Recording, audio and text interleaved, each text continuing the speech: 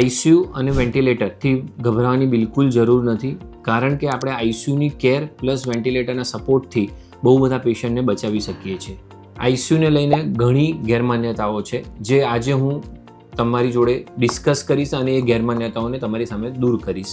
Hello everyone, myself doctor Amit Prajapati. I am a critical care specialist at Selby hospital.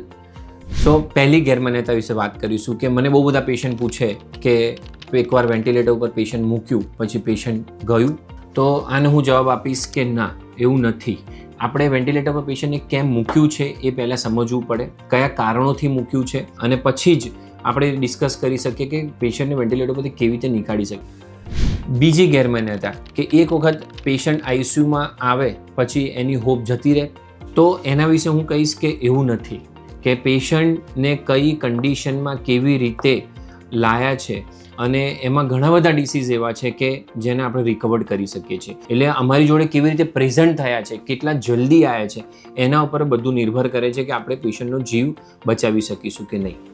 હજુ એક માન્યતા છે કે પેશન્ટ વેન્ટિલેટર પર મૂક્યું તો વેન્ટિલેટર એક ટ્રીટમેન્ટ છે.